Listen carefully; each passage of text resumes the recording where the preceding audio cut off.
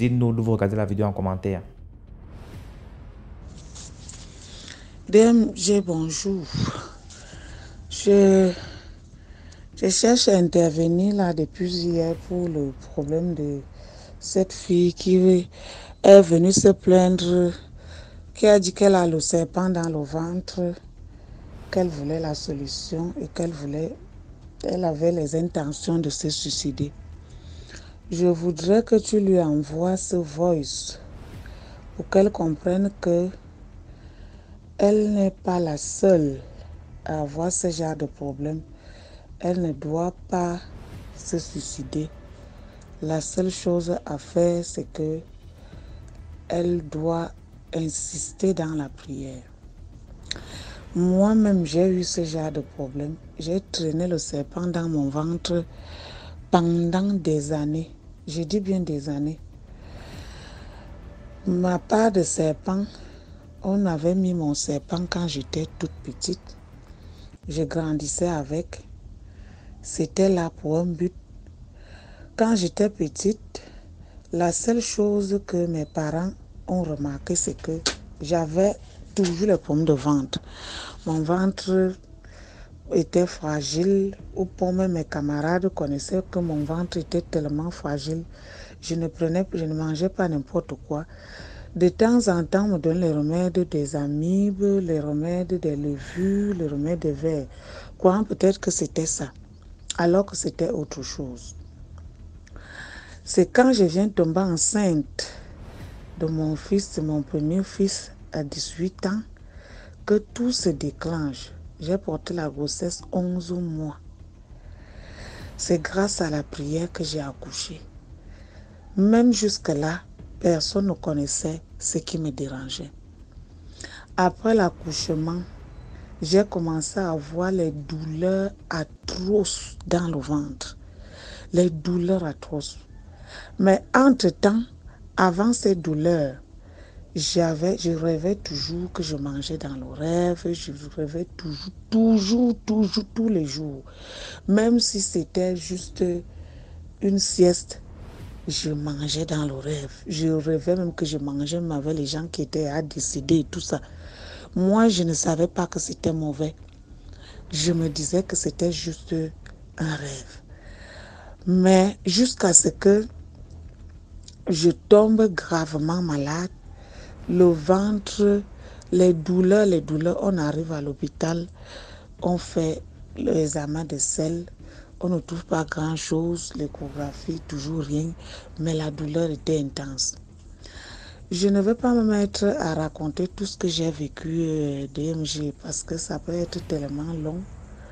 Je vais juste couper les petites parties pour qu'elles comprennent que peut-être il y a les gens qui ont vécu pire que cela. J'ai vécu l'enfer avec le serpent là dans mon ventre. Aujourd'hui, j'ai 38 ans. C'est une douleur que j'ai vécue avec, je dis des années. Ça fait à peine 4 ans que cette douleur-là m'a lâché définitivement. À peine 4 ans. Entre-temps, j'ai vécu avec une douleur atroce dans mon ventre. Je rêvais toujours le serpent qui m'attaquait, toujours dans les rêves. Un gros serpent qui m'attaquait. Parfois, je dors avec mon conjoint, je rêve qu'il y a un gros serpent qui est au milieu de nous. Parfois, je rêvais que c'est lui qui se transformait en serpent et qui voulait m'avaler. Plusieurs fois. Parfois, ça nous faisait même des problèmes à la maison. On a dû déménager, on a changé plusieurs maisons à cause de cela parce qu'on pensait que c'est les maisons qui étaient hantées. Mais à chaque nouvelle maison, les mêmes rêves revenaient, les mêmes choses, les mêmes attaques. Toujours un serpent qui me poursuivait dans le rêve, un gros serpent, jusqu'à ce que un jour, je croise un jeune prêtre qui était encore au séminaire, mais qui avait son don. Il m'a dit, nous allons prier pour que Dieu nous montre ce que tu as dans le ventre.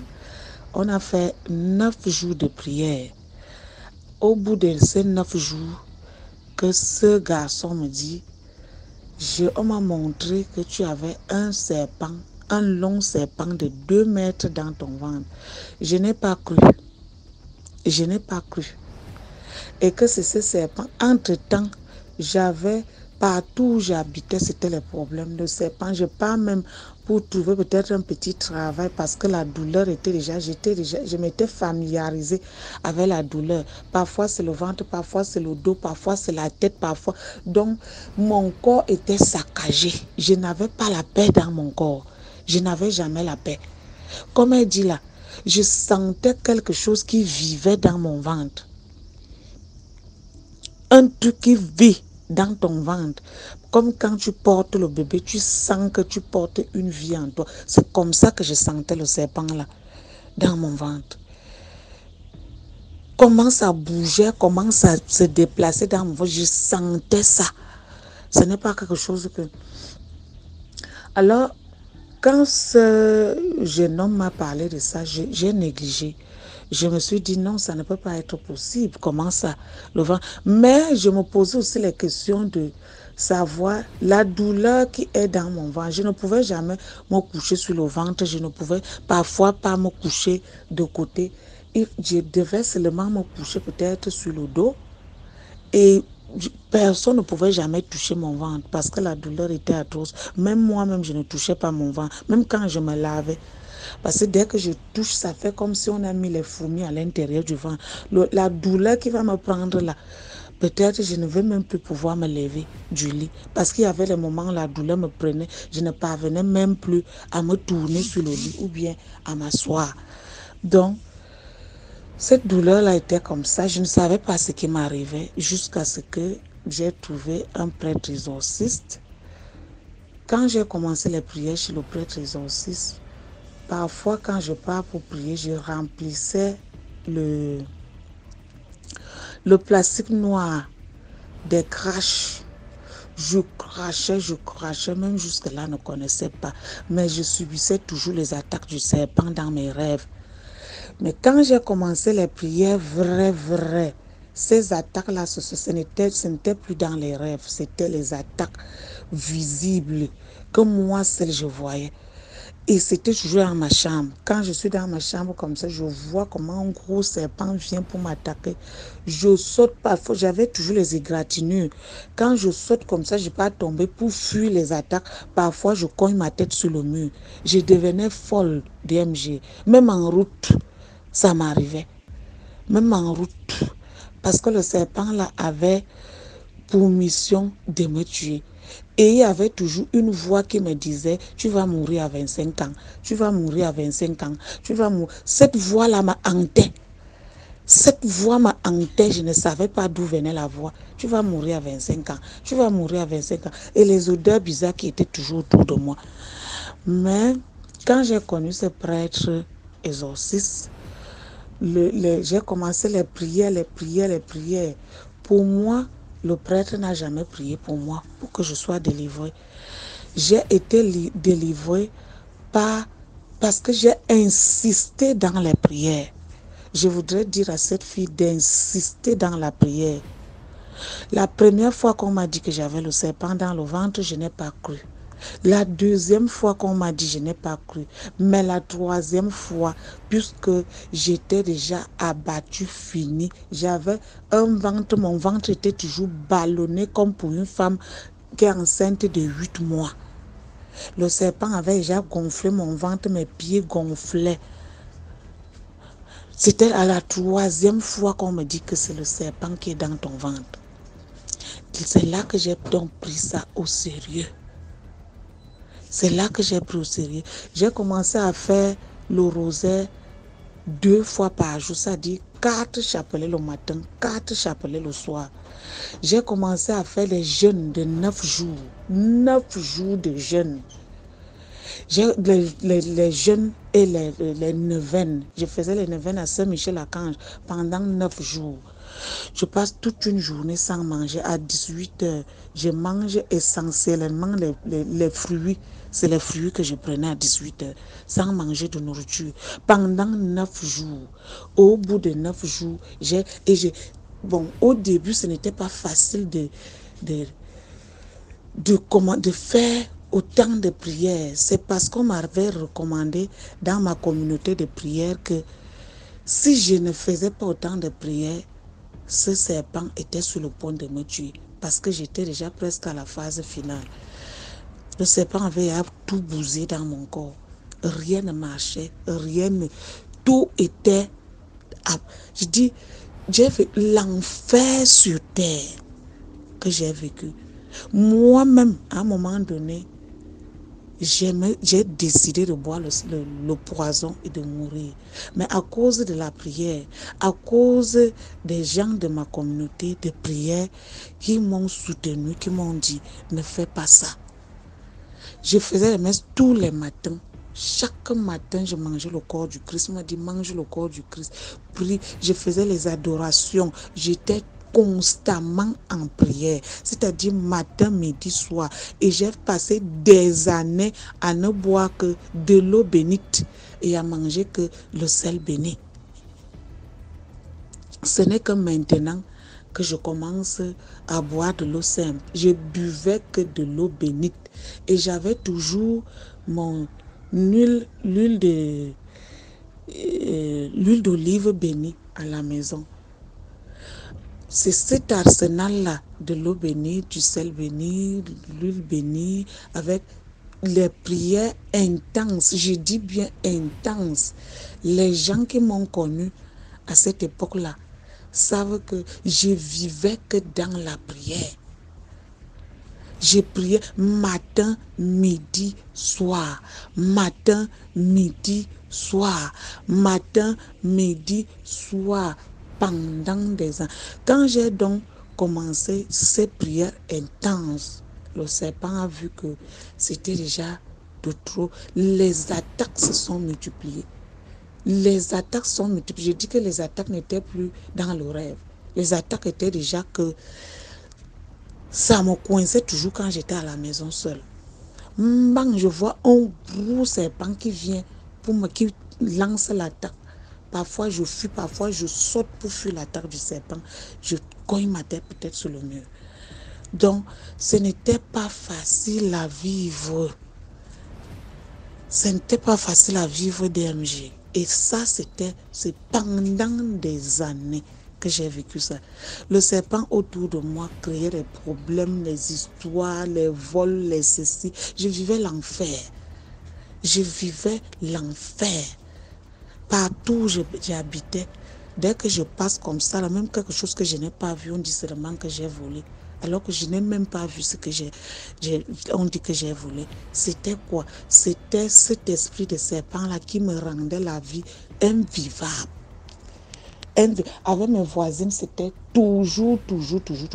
Quand j'ai compris que c'était ça, le but, je ne me plaignais plus. Ma seule chose était, les gens se moquaient de moi. Elle dit qu'elle part à l'église alors que c'est elle qui fait ceci, c'est elle qui fait ceci, c'est elle qui fait ceci. Je savais ce qui m'arrivait. Je connaissais déjà ce qui m'arrivait. Alors, j'ai pris mon destin en main. Je me suis mise à prier. Je dis bien le rosaire, 4 chapelets le matin, 4 chapelets le soir, accompagné de la neuvaine de Saint-Michel-Archange. C'est-à-dire, je priais et chaque matin, j'étais à l'église, j'étais à la messe. Je prenais le corps du Christ. Donc, ma sœur, intensifie les prières. Et là, ce que je vais dire à cette sœur-là, c'est de ne jamais aller chez les marabouts parce que moi, avant de commencer les prières, je suis allée chez tous ces gens-là. Je suis d'abord allée à l'hôpital, j'ai fait des dizaines d'échographies. On n'a jamais vu ce que j'avais dans le ventre, alors que j'avais le ventre toujours ballonné et les douleurs qui étaient intenses à l'intérieur. Au point où je pensais même déjà que peut-être c'est le cancer. À quitter de là, je suis allée chez les marabouts. Aucun marabout ne m'a jamais dit exactement ce que j'avais dans le ventre. Aucun. Celui qui faisait trop d'efforts me disait que non, tu as une maladie dans le ventre et que si on t'opère, tu vas mourir. On ne me disait pas exactement ce que j'avais dans le ventre. Après donc toutes ces prières, on m'a finalement montré dans le rêve ce que j'avais dans le ventre. C'est vrai qu'on m'avait déjà dit, mais moi-même dans le rêve, on m'a montré le serpent. Mon serpent avait 3 queues. 3 queues. C'est qu'on m'a montré dans le rêve. 3 queues. On m'a montré ça couché parce qu'on m'avait d'abord montré comment je lui coupais la tête. C'est quand je lui ai coupé la tête comme ça là que les attaques se sont arrêtées. Les attaques se sont définitivement arrêtées. Après, on me montre ça comme ça, on me dit que voici donc ce qui était dans ton ventre. Dans le rêve, j'ai 3 longues queues. 3 longues queues. Après tout ça, 3 touffes de fils d'attache sont sortis de mon ventre. Et les chenilles qui sortaient, et les ceci, beaucoup de choses sont sorties. Donc, quand les sorciers voient ton étoile, ils vont faire jusqu'à ce que toi, tu vas rester comme ça. Je me posais la question que j'ai fait quoi à qui? L'enfer que j'ai vécu, les choses qui sont sorties de mon ventre. Il y avait les jours, moi je partais aux toilettes, je faisais les selles 10 fois par jour. Et à chaque fois que je fais, c'est au moins comme 3 personnes qui sont parties, mais je n'étais pas fatiguée. Je n'étais pas fatiguée. Et entre-temps, je ne mangeais pas. Je me nourrissais que dans le rêve. En journée comme ça, je ne mangeais pas. En journée, dès que je rêve que j'ai mangé peut-être le haricot dans le rêve, en journée, il me faut seulement goûter. Tant que je ne goûte pas, je ne suis pas à l'aise. Dès que je goûte le haricot, c'est fini, je ne mange plus. Je me suis rassasiée. Donc, je me nourrissais dans les rêves. On me nourrissait. J'étais déjà pourrie à l'intérieur de moi-même. Donc, il y a beaucoup de choses que je ne vais pas raconter. La honte, même, j'ai souvent honte de raconter ça aux gens. Mais aujourd'hui, je suis libérée de toutes ces choses grâce à la prière. Où je vous parle, c'est les choses que je gère déjà.